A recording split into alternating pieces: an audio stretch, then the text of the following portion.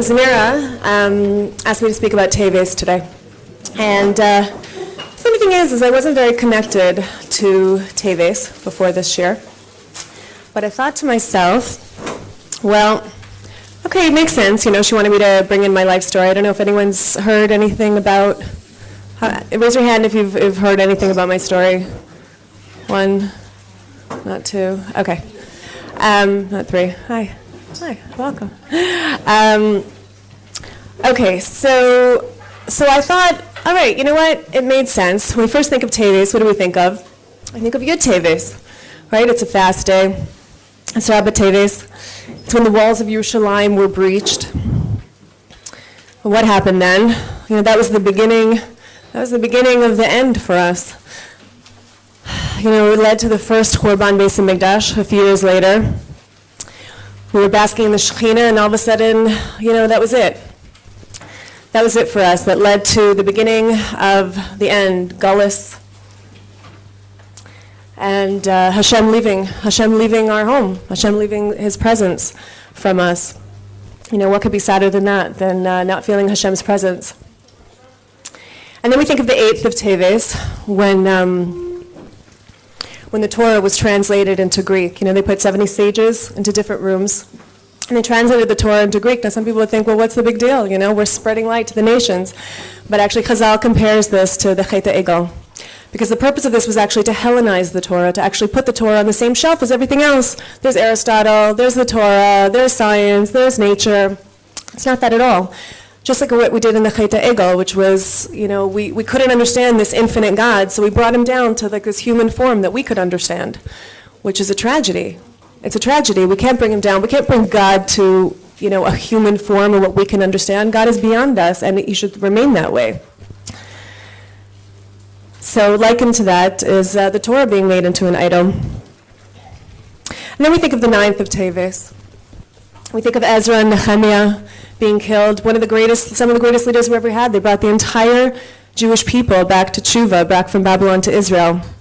After them, we all went down. So how many sad events, how many tragic events happened in Teves? And I thought to myself, well, okay, so they want me to speak. Makes sense that they would want me to speak. I'll talk about my tragedy. I'll talk about everything I went through, all the sadness that I went through.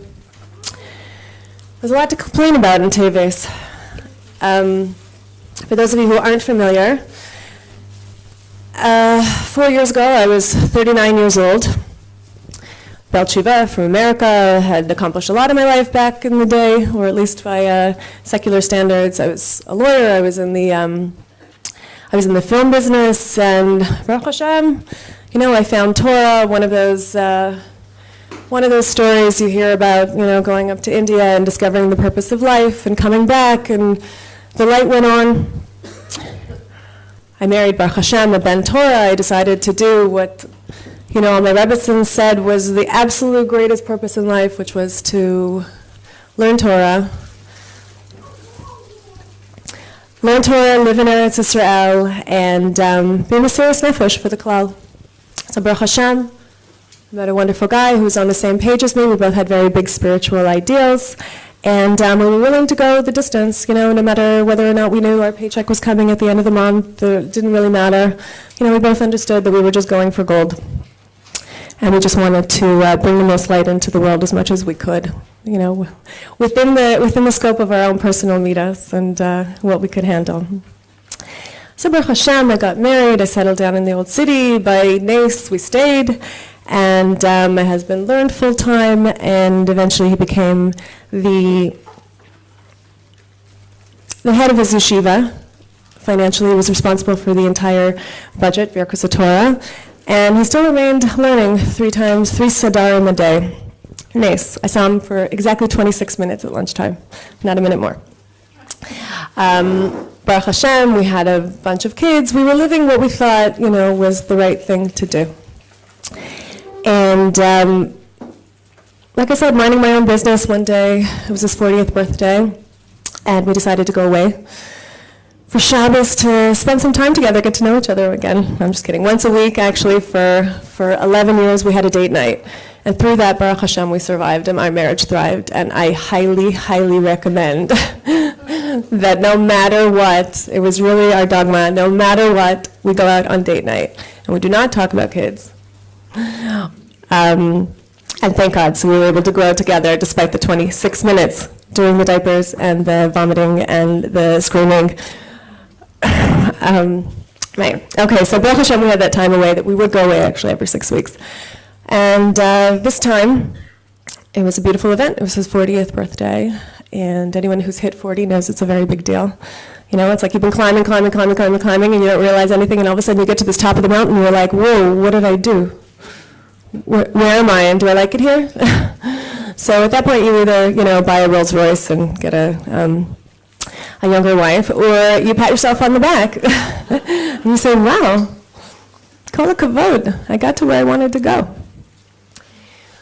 Or you take a big U-turn, and you say, okay, now it's time to go to where I want to go. So Baruch Hashem, we were in the second category. It was the first time in my life I'd ever heard my husband pat himself on the back, ever. And he just kept talking about how grateful he was and how much he accomplished, and I just didn't know who I was looking at. I couldn't believe it. He spent the entire morning calling every rebbetzin and rabbi he ever had to say thank you. Thank you, look what I've done with my life. I can't believe it. And you know, they say a neshama knows 40 days before they're going to go, and everyone around them too.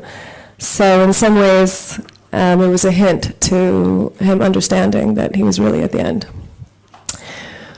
We went down to the beach. He used to be a beach lifeguard back before he was a tzaddik. I was a tzaddik lifeguard for the kids. And it was Erev Shabbos, and he went into Teves, a private part of Tel Aviv Beach, very far away. And unfortunately, there was a storm that was coming, and we didn't know. And I'll spare you all the gory details, but Maisa had to pull him out of the water 20 minutes after he had been hit by a rock in the back of his head and submersed so far away that absolutely nobody could get to him. So, there's a lot I could say about that Erev Shabbos. Needless to say, there were many, many people crying at the kotel. And not the least of which was his soon-to-be widow wife crying by his bedside by myself after I just lit the candles for Shabbos in the ICU. By the time it was 8 o'clock Sunday morning, a very sleepless 36 hours, I've actually written a few articles about that time because, wow, life or death moments can just bring out incredible epiphanies. You should never know. But basically, as the line on the screen went flat, and as we said our goodbyes and all our forgiveness and all our vidus and all our messages for the future, I made the first call to my chinuch rebbetzin to say, what in the world do I do now? What do I tell these kids? And so they hear about these stories where women, when their kids are stuck under a car, all of a sudden they become, Wonder Woman, and they're able to lift up this, 1,000-ton thing and get their kid out, and they're like, who was that? So they call it adrenaline. You could call it God, you can call it whatever you want, but somehow I had it in me to make it home, to have the kids separated so that the thousands of people in the streets who were spreading the news wouldn't let them know. And I had them isolated until they came home one by one, and I was able to explain to them in whatever way they were able to hear one by one that they weren't going to see their father for a while. Maybe they were going to feel him. They definitely should take some messages from him, but the relationship is going to change. From now on, instead of him doing for them, they're going to do for him. They're going to do all the things he can't do anymore. That's why they tuck their tzitzit in when they go say Kaddish for him, because It's hard for him. It's hard for him to see that he can't do any of these mitzvahs anymore, and now it's their turn. It's their turn to give him what he can't give for himself. It's their turn to bring light to him and bring nachas to him and bring him the only thing he ever wanted, which was to get closer to God, learn a lot of Torah and do a lot of mitzvahs, and then they could do that for him. And that was their way to give back to him now. And he would give back to them by davening for them and helping them through their life. So, naturally I thought, the Shekhinah sort of left our house that day. I remember looking around saying, wow, he kept all the pillars of his home together. He told me the halacha for absolutely everything. He brought Torah into the house. What in the world am I going to do? Who's going to keep up the spiritual pillars of this house? Where's the Shekhinah? So I thought, wow, absolutely. Hashem leaving us, the Beis HaMikdash, Galus. Of course he would want me to speak. But then, I got to know a little bit more about Teves. And I realized that that's probably not the message here. Esther was actually taken to Ahasuerus in the 10th month, which is the 10th month after Nisan, which is Teves. She was pulled away from her family. She was taken away from her Jewishness, her husband. Kind of a horrible tragedy. We don't think of it like that. We think Purim, the Purim story, revelation of God, hashgacha, fun. It's such a big deal that at the end of the day in the Purim story that we see that Hashem was with us all the time, that we don't even care at the fact that all the little details, that look what happened to Esther. Her life was ruined. Look what she had to do day to day. She lost everything. But something those are little fine details in the whole story, because the whole point of the story is, wow, Hashem's with us. Look what he does for us. Look at all the hashgacha. And we get so much pleasure and so much light and so much fulfillment from this that, what's the big deal? So, one woman had to go through a bunch of stuff. Look, Hashem's with us. But let's go back to this. This really is a real life story. This really was a real person. This really happened to her. Can you imagine your cousin Sarah? She's driving through whatever area, and by accident she takes a turn into Ramallah. And Baruch Hashem, she gets saved, but, in the process she gets taken up to Arafat. And he likes her. And he says, you know what? No one's going to know she's Jewish. I'll take her in, and I'll throw, I don't know what they're called. I'll throw a scarf on her head. No one's going to know. I could use her as a wife. And it's crazy, right? You get Yad Le'achim over here, Tehillim groups, Kotel gatherings. This is nuts. A Jewish woman gets captured by a Saudi or a Palestinian leader. This is no place for a Jewish woman. This is an absolute tragedy. It's horrible. Pidin's ruin. This is a really big deal. Especially if it's your cousin. Especially if it's your wife. What about him? How's he going to marry again? How's he going to get her? We're going to write our senator or this or that. Imagine how she's feeling the first day, the second day, trapped, helpless. It was a long time later until she had an opportunity to do something good with her horrible situation. So, this is where Teves gets a bit interesting. The word Teved actually comes from Tov, which means good. And isn't it interesting, in the month where there's so many tragedies and so much to cry about and so much to complain about, the month actually starts with Hanukkah. We think Hanukkah, Kislev, lights, miracles, donuts, dreidels. But actually, the end of Hanukkah starts in Teves. And we know that the more lights that we light, the greater the spiritual light is in the world. And the greatest part of Hanukkah, the greatest light in Hanukkah, is not in Kislev, it's in Teves. And Zos Hanukkah, which is, the day of the absolute greatest light available in the entire year, Zos Hanukkah is when a simple Jew can actually accomplish what a tzaddik can accomplish on Yom Kippur.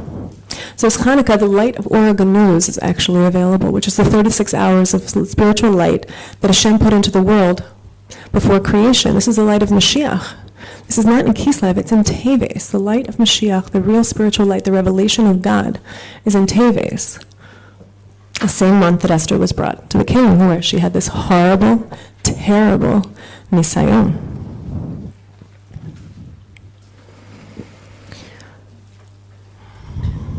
So we see that there's a connection between some of the tragedies, some of the hardships in our life, and the incredible revelation of Hashem, an incredible revelation of light. You know, I'll tell you something that happened. When I was on my first day of Shiva, I was feeling a little down. My life was over, you know.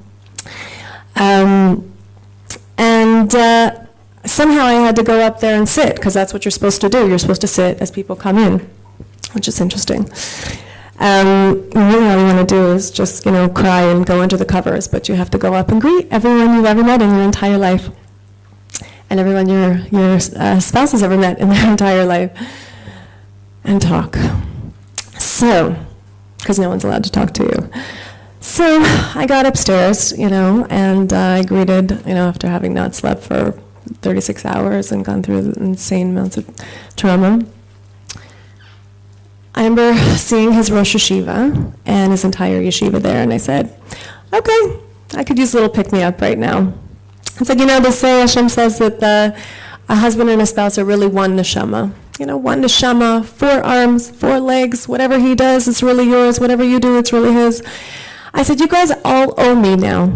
He was running this yeshiva as I was cleaning up vomit and doing lots of diapers. I said, I want to know what he was doing. Give me something. You know, give me something to make me feel good. I want to know what he was doing out there while I was sitting here cleaning up the mess and the dishes and everything that's very inspiring to do. So, in order to make the Almana happy, the Rosh Yeshiva sat down and said, okay, Matya wants to know what Gershom was doing. I'm going to tell you what he was doing. He sat down and looked at the guy next to him and he said, Mark. He said, Mark came to our yeshiva a few years ago, and Gershom asked me to accept him.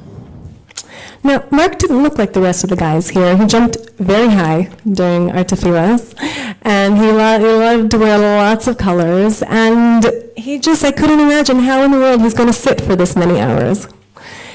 So when Gershom asked me to take in Mark, I said, no way. He does not fit in here at all. How in the world is he going to be successful amongst a bunch of black and white learners?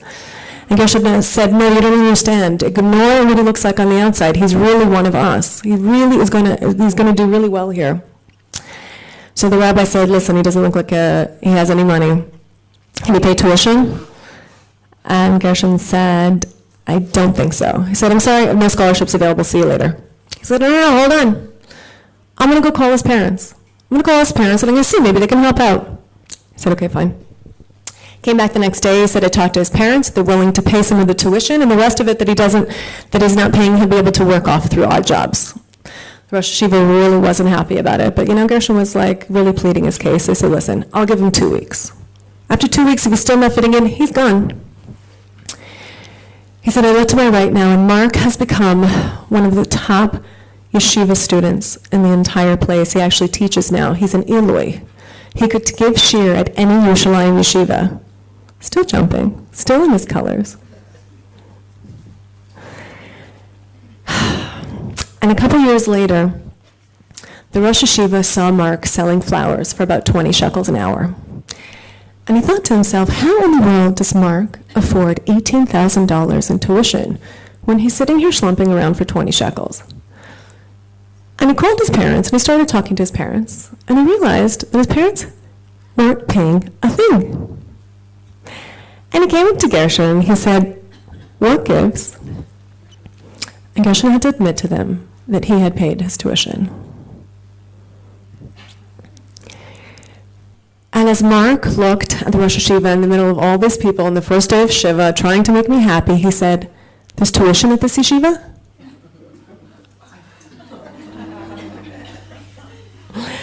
And that started the game. That started the game of seeing how much we could possibly find out about the goodness that a person did without telling a soul. One story after the next story after the next story. Someone walked in one day and said, I know you don't know this one, I said, really, how do you know? He said, I know you don't know this one. People think you know, but you don't know. Do you know about the balloons? What balloons? She said, there happens to be a store in the old city that sells a bunch of different crafts. Now, what they do is, it's very cute. Every time a kid in the old city has a birthday, they actually give out a free helium balloon to them. And every time they have a siyum, or a bar mitzvah, or something to do with Torah, they give out 2, because you get 2 for Torah. Now, the Israelis, where we live around, really, they always kind of laugh at this American Gashmias thing, all the Americans with all their stuff as they eat up their pasta and their white bread and just live for the sake of Hashem and His Torah. But I've actually overheard people saying, well, these Americans, they actually have something. These balloons make people happy. Maybe they have something. So, it turns out that this entire idea was my husband's. And at the end of every month, he would slip in and pay the bill for the balloons. And my children looked at me and they said, now we get it, Ima. I said, why? They said, because when it was Abba's birthday, we told him that we could actually run to this house and get balloons from the craft store for him and get a present for him. And we ran and we brought him this helium balloon, and in the way it popped. And we said, Abba, we want to go back and get another one. And he said, no, don't be silly. They said, no, it's okay. They'll give us another one. It popped. They'll give us another one. He's like, no, don't worry about it. He said, now we get it. He was paying for his own birthday present. So I could actually go on and on. During the Shiva, it actually became a fun game to distract our sadness. And Sarah Wigler actually wrote an article about this. It's called The Secret Life of Gershon Bird. It was published on Aish.com, and it became the #1 article on Aish.com of all time. There were people who did tshuva from this article. There were people who became gerim from this article, because it could not understand how it's possible that a person just wanted to give and not receive anything back. And it's something so inherently godly that it didn't matter whether someone was religious, not religious, Jewish, not Jewish. We all recognize godly traits. We all recognize where we come from. How many times have you seen a tree with a little, made by God? Picasso, do you think he had a work that didn't have his name on it? Hashem hides behind every beautiful creation he has. There's no more beautiful artwork than Hashem has, and he doesn't take credit for any of it. We have to find it. So in the end, actually a book was written called The Secret Life of Gershon Bird, and I cannot tell you how much of a Kiddush Hashem it has been. It's scary to say, but the light that he revealed through this tragedy was so unbelievably great that I hesitate to say I don't know how much it would have compared to how much he could have achieved in his lifetime, despite his entire goal being, I just want to get close to God and be a Kiddush Hashem. Hashem leads you in the way you want to go. And sometimes it could be in life, and sometimes it could be in death and in tragedy. But the point is that so too, and in congruence with the tragedy, was a revelation of so much incredible light, and so much incredible hashgacha, and such a tikkun in the world that was done through it. Now, we're not here to judge whether or not something should happen or something should not happen. That's not our place, because we just show up in this world, and we look around and we say, who are we? What are we doing here? And we go from there. Okay, so we know that actually each Chodesh has a letter that's associated with it. And the letter of Teves is ayin. What does ayin mean? Ayin means eye, to see. What do we do with the Hanukkah candles? We use our eyes. We see, we gaze, we see the light. We experience with our eyes into our neshamas, experience of spiritual light. And our avoda in Teves is actually to have an ayin tov with anything that happens, and that's how we nullify the ayin ra, the evil eye, is we have an ayin tov. We look at it and we see what's the good. What good can we bring out of this ra, of this seemingly ra that we see when we're younger? We see ra. And as we grow up, we see and we bring out and we choose the good. We choose to see the good As much as we can, that's our avoda. So that actually brings us back to Esther. Okay. Now, based on what I'm talking about, how Esther was brought into this horrible place, really the story could have been very, very different. We'll look at it like this is an automatic result of what happened to her, but it is absolutely not. She is a human being. Look at it. She could have looked at things differently. She was a victim. She was mamash a victim. She lost her home. She lost her husband. She lost her freedom. She didn't ask for that nisayon. She could have spent her years drowned in self-pity. I was a good person, God. I'm minding my own business. What is this? Do I deserve this? What is this? I'm a Jew. All my friends are at home baking challah, raising kids. I'm sitting here in some crazy place. How am I supposed to keep Shabbos? How am I supposed to keep kosher? How am I supposed to be with my husband? How am I supposed to, I don't understand. You gave me the Torah and I'm supposed to keep it, and now you put me in this crazy place and you trap me here? What is this? What am I going to do now? She could have felt very, very sorry for herself for a long, long time. Why me? Why does this have to happen to me? This didn't happen to anybody else. What is this?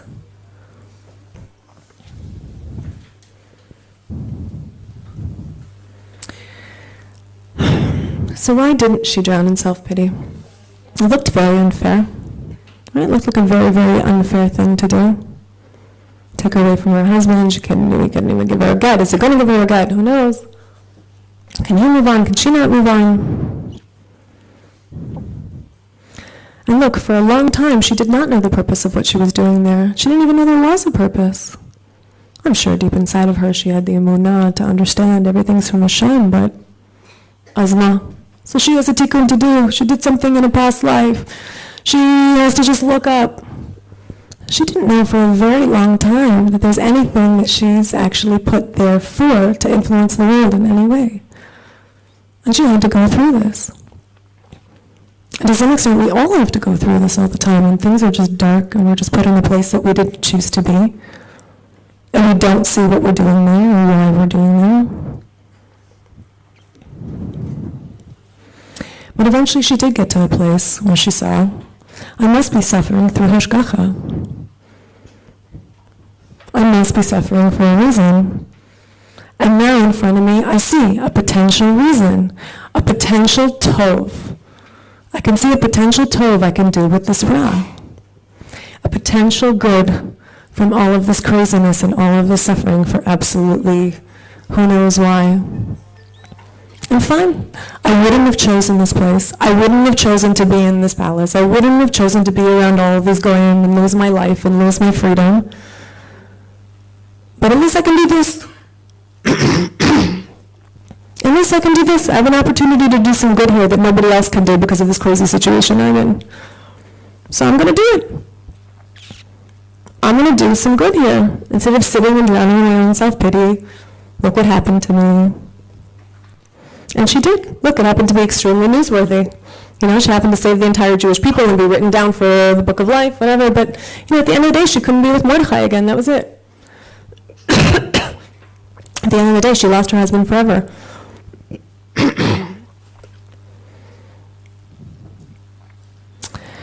But at the end of the day, through her tragedy, we see so much light revealed in the world. And Hashem revealed so much light in the world. There's a direct correlation. And at the end of the day, some of us will see, a lot of us will see that a lot of the very negative things that have happened to us, either through other people or in life situations, were sometimes the place that we actually became the greatest in those areas. That when we use that situation, when we use those tragic circumstances, and we use that pain, and we look and we see, what good can I find in this? What good can I see in this suffering, and what good can I bring out of myself, or what good can I help with another person in this suffering? Because there's always a light to bring out in everything that happens that's negative. And that's our avoda, and that's Teves. To look with an ayin tov and to see, where can I bring out the spiritual light in the negative things, in the sad things, in the horrible things that are happening. What can I do? Because behind this is hashgacha.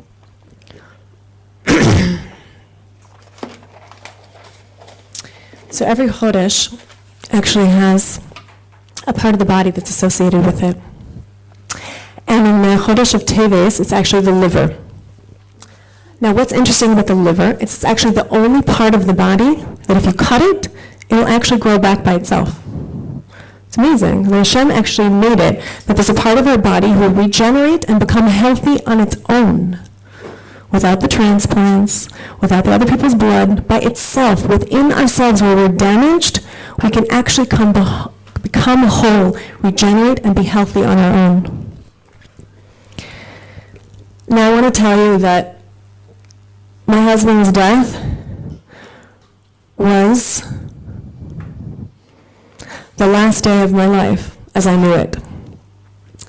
I remember once asking somebody about the purpose of life, and she said, I think most people live for one of three things.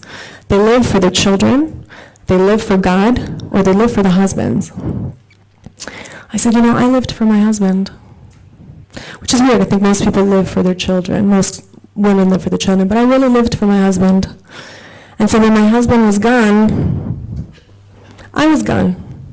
The purpose of my life, the fuel of my soul, everything I'm doing on a daily basis, I was just gone. Really. I mean, I looked on the outside like a human being who's alive, but inside I didn't feel any blood running or any pulse running. I've been walking through my shiva just telling everybody like my life memoirs, like, here you go, listen, you should know this, and you should know this, and you should know this. There was no ego left. I told rabbis, I told this, I said, I'm sorry, that's wrong, please forgive me for my chutzpah, but it's really like this. That was it for me. I knew I had to be there just as a stoic figure so that my children would see and experience that they had a mother, but who's kidding who? I had died inside. I refused to cook because it was an act of creativity. Dead people don't create. I couldn't get off the couch for many months, let alone out of bed in the morning. And I wasn't interested in actually living again. I was interested in becoming a little bit more healthy, getting over the trauma, but I can actually tell you that year after he died was one of the hardest years of my life. Not just because he died, but because I actually began to go through so many nisayonot that were so strange. Very, very strange. Now there was so much chesed, I can't even tell you if people did the chesed around the world, beautiful, beautiful, beautiful. But for some reason, almost every person, institution, or thing that I depended on at that point, during the year had made very bad mistakes. I don't blame anyone, and they've done tshuva since. But it's an amazing thing to see that one after the other, anyone that I depended on, I could no longer depend on. And believe me, this was not easy to see how much Hashem was behind it, especially when the stick that Hashem uses is another human being. How easy is it to see that the person that's rude, it's really just Hashem, it's really just God. It's not really them. I really have something to gain from this experience. It's one of the hardest things there is to do, I think. And these people made such blundering mistakes that it's almost like, how could it possibly be them? How could this possibly be true? But I still couldn't see that it was Hashem, because it just hurt, and it was very disappointing. And I'm not saying this to talk about myself. I'm saying this because now that I'm on the other side, and I so clearly see how every single person that had made grave mistakes was so hashgachically tailored to help my liver regenerate, to help me become alive again and healthy. Because if I wasn't feeling anything, if I wasn't feeling any pain, I could never feel any pleasure again. and I was not interested in feeling anything again. And through all of these struggles, I was forced to feel. I was forced to survive and struggle and get it together, which is something I was not interested in doing. And Hashem, in His ultimate Rahmanis, would rather hurt me through kind, loving people doing very stupid things, would rather hurt me in the short term so that I could live and wake up and experience goodness and life in the long term. And I can look back now and say, truly, thank you. There is hashgacha in every single thing that we experience, in every single pain, in every single mistake people make.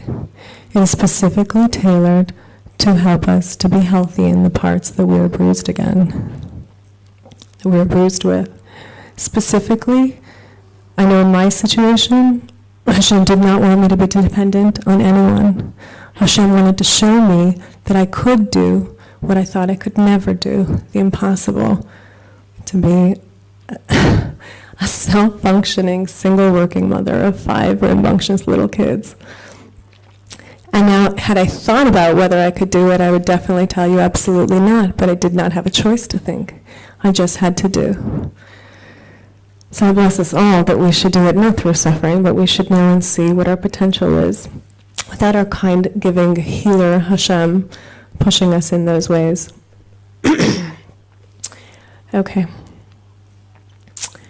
The mazel of Teves is Capricorn. The Capricorn is a goat. And Capricorn, what's the sign of Capricorn? Is a goat. So what does a goat do? The Midrash Koheles says that when a child is actually 10, she jumps like a goat. Child, 10, Nisan, the 10th month from Nisan is Teves. Now this jumping shows how playful it can be. It brings out the spirit in a person. It shows the spirit, the playfulness of a child that grows from immaturity to maturity.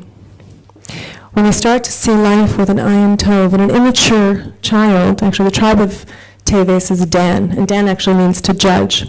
So when we are immature, we're in that stage of immaturity, we judge things with a critical eye. Oh, she's so selfish. So selfish. How could she just not even think about the fact that I could be inconvenienced? And we start to grow up to a child of maturity, a person of maturity where you see things with an ayin tov. Oh, maybe I have that media in me. Maybe I'm just too dependent on her. Maybe I just want so much kindness from other people, and I just have to, you know what? Don't expect anything from other people. Just let go. She has her own stuff. Maybe she didn't get what she needs in her life, and I have to worry about myself and how much I can give and how much I should be considerate to another person. This is about me. Hashem sent this to me because I'm in the school of life. I'm in the Midas school of life. And she just taught me a lesson. Thank you so much. Thank you so much. I could have gone to a shiur about Midas and I could have sat there and worked on it, but instead I feel this real pang inside and I can just work on it now. Thank you. I'm in the seminary of life. The Zohar actually says that the commander-in-chief of the army of Mashiach is going to be from the tribe of Dan. It's a very big element of Mashiach light, revelation of God in Teves. Right. The Zohar says that the commander of the army of Mashiach will be from the tribe of Dan. From the tribe of Dan. The month of Teves, the tribe is done. The Shevet is done. And actually, when Yaakov was giving a bracha to Dan about Hatzlacha, he actually saw in the future Shimshon. Shimshon is actually from the tribe of Dan, and he saw in the future that Shimshon, who's defeated, whose hair is cut, who's blind, who's on his last leg, who is humiliated in front of all of the people that he was defeating most of his life. Even in that place, in the lowest place, he still looked up to God. He said, God, give me just a little bit more strength. Just one last time. Just one last time. Just give me that last strength. And with that last bout of strength, he pulled down 2 pillars and wound up killing more Philistine. In that moment that he had in his entire life, what was his goal in life? Is to be a great warrior, to kill. to kill many, many Pelishtim. I don't get it, but, and look what he did. Look what he did in his lowest moment. He was able to accomplish the purpose of his life more than he had in any other time. Since my late husband's death, there have been at least 4 siyums of Shas in his merit. Now, I remember I was going out every time he used to finish Masechta, and I always used to encourage him. I used to say, "You're going to finish Shas." You know, someone who's a Baal Tshuva at 22, who's busy running a yeshiva and, you know, not learning Daf Yomi, looked at me and said, "Oh, high expectations, wife. You know, chalavai." And I was like, "No, you'll do it." But I knew inside, he knew he would never finish Shas. He finished Shas 4 times.